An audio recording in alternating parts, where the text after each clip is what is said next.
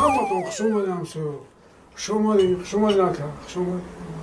رحمت باشم رحمت. این همی داری خونه ما برای هر یک تایش ما کشودگی هم وقت میتونیم بید. ما اول همه شما را اوضاعتون نشیدیم با قول مردم که میگن خونه نخرم صاحب بخرم شما را فهمیده ما همینجا خونه گرفتیم. خوش اومدین.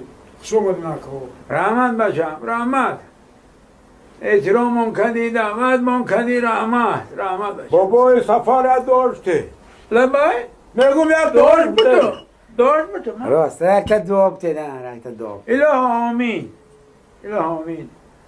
خداوند نگهبان باشه به خودت به فرزندات خانه دری نبود نصیبت کنه فیض و برکت بالای سرت برزانه نحس بخزانه چی مراد و مقصد داری جامعه عمل پشه آمین آمین الله اکبر رحمت احترام من کدی رحمت کلام رحمت میبخشید همسایه نب داده را که خودت چی نام داری؟ اکرم شما میگو اکی ما را هم سفر میگفتن تموم.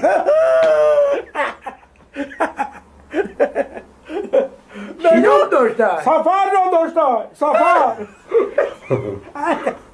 هم مردم میگیردی دسترخوان خودت تشتگی همسایه نبکم هممون سفر نام داری راست میگه راست میگه یا لقب داره یا تخلص راست میگه همه اینجا تخلص داره لقب داره کلیچکه اینا تا سفری چی میگه؟ خیلی چه بگم اکا همی سفر میگفتن تموم مخی. مرا نفهمیدی دادر یا مرگای مردای یا توی تماشای این فرزندو وقت خبر میکنم باید بدانند که کدام سفرهای مثلا هر یک تایمو لقب داریم اینا مرا سفری بلوغ میگن خودی چشمش کته ایرا سفاری بلوقا سفاری پنریکا میگن روز میگه بابای سفرم سفاری کار میگن سفاری کار گوشان سفری بینای 99 گرده راست من سفاری 99 میگن که ماشینم 99 برای می سفاری تاقسن تاقس 99 میگن راست میگه آدموران